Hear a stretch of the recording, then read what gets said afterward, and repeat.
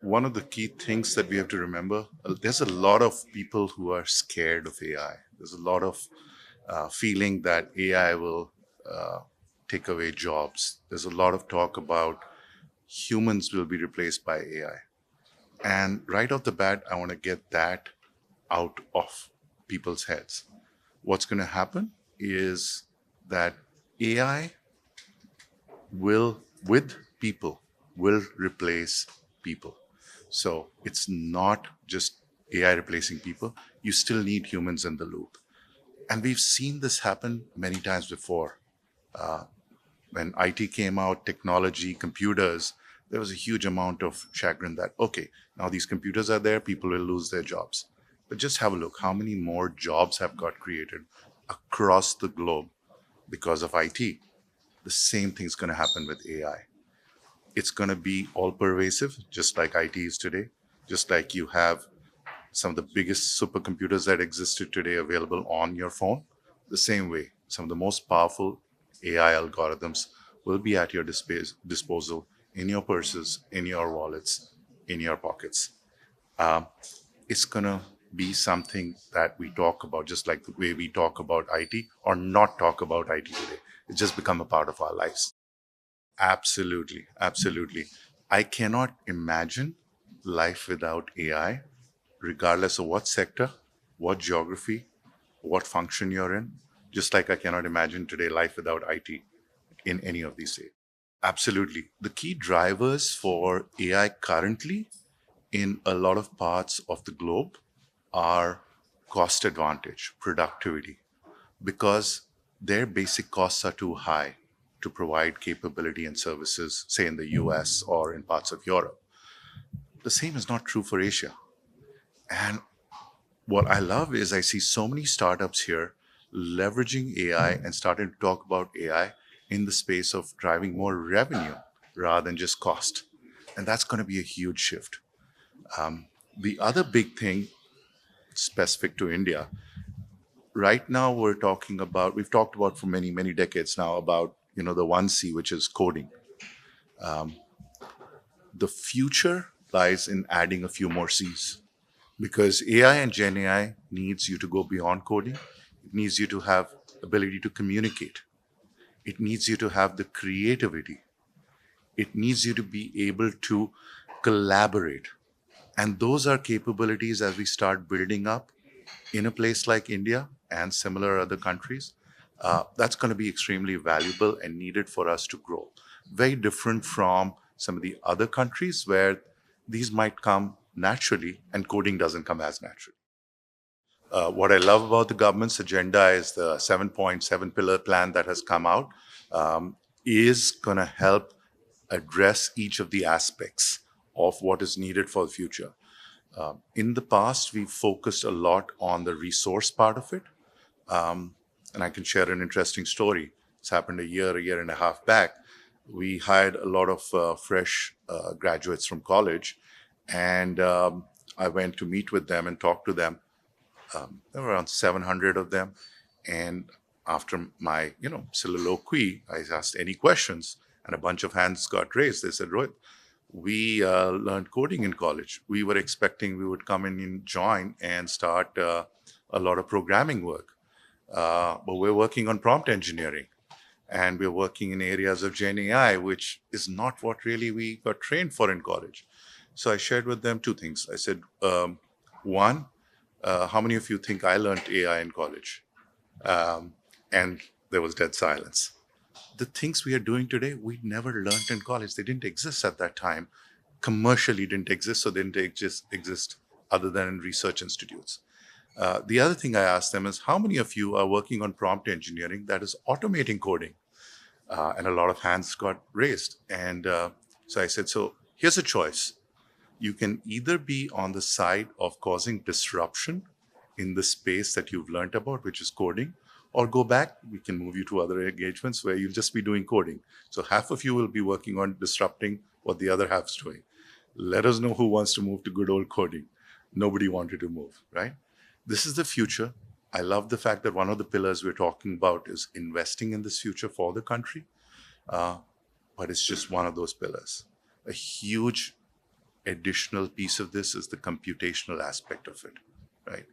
Compute power is an extremely valuable resource. It is an extremely scarce resource. We've got to get our arms around it. We've got to make sure that we've got enough compute capacity to feed all the ambitions that we have as a country, to feed all the things that will be pulling a demand on these computational resources.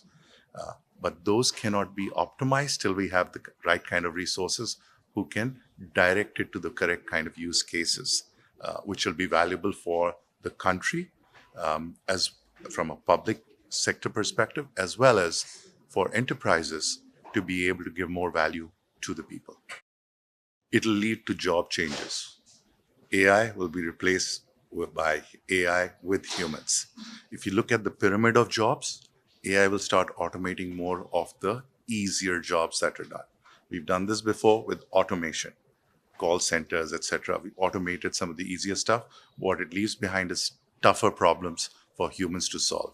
And AI, they will use AI to supplement their knowledge and their ability to find information and share that back and serve the population. So will it eliminate jobs? It'll eliminate certain roles. It'll create more jobs than it'll eliminate. So I alluded to two of the pillars before. Very important to have the compute capability. I think the government has to play a big role in making sure that that's available. With that compute capability will be a requirement for a huge amount of power, because these GPUs are power hungry. The government will have to help enable that. Grassroots level training, availability of knowledge, and being able to get that in a wide population is going to be also very valuable. I think these are three of the, I would put them in one bucket, three or four of the things that will be required to enable. Then will be the fact that we are, end of the day, we've got many regional languages. We've got very, very specific use cases, deployment opportunities, which will need local private large language models, or LLMs as we like to call them, to be deployed. Over the course of time, these will end up being in many languages across the country. They will also start becoming more narrow language models. Right now we're talking about large models, but yeah, this has to become narrow, it has to get smaller, and there's a very important part of governance of these. That's a whole different topic itself, and we can spend a whole day on that. The government will have to put the right kind of guardrails on that. All of the funds that have been deployed, have been at least announced, should, I've seen the current plan for deployment. I think it's very well thought through. We have to just follow through and make sure that all of these pillars are getting the right kind of attention.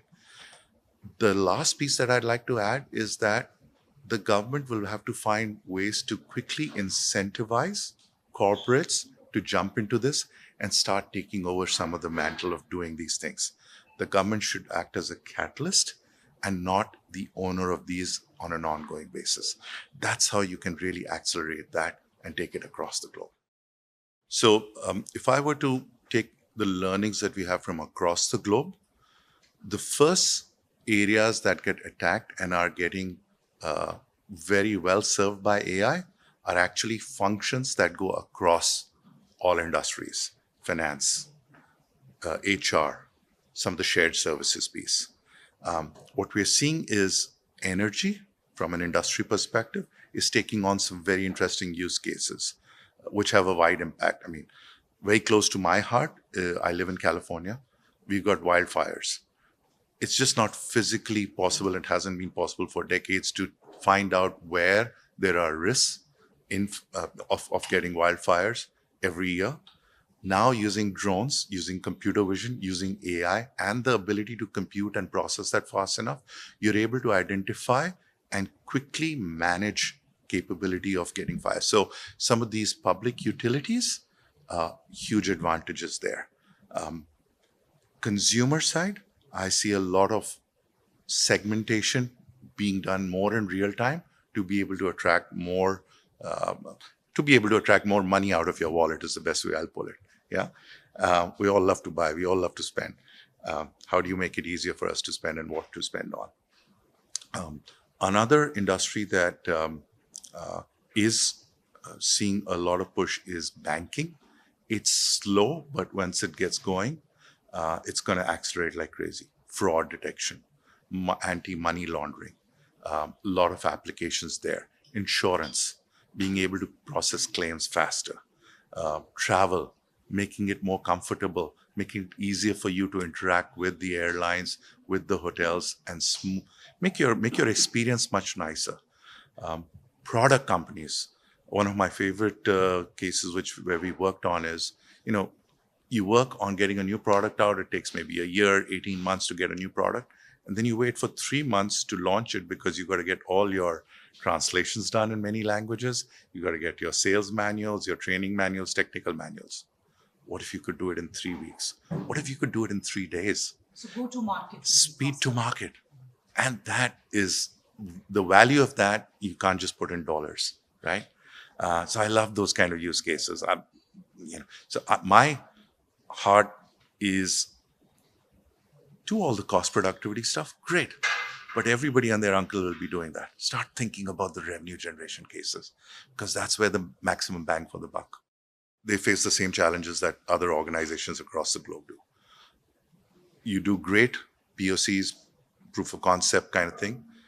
You think that can be scalable, but I like to use the analogy that a POC is like putting a boat in the lake, and then you want to figure out how to cross the ocean with that. It doesn't work. When you want to get to that scale, you need to understand what are the costs. You need to understand what are the challenges, what storms you will face along the way. And you need to have the right captains. You need to have the right crew who can guide you through those. Otherwise, what we saw initially was 8 out of 10 of these efforts were failing because you just did not know how to manage those big data challenges, the challenges on governance, the challenge on ethics. How do you manage those? They can be managed, but you have to plan for those.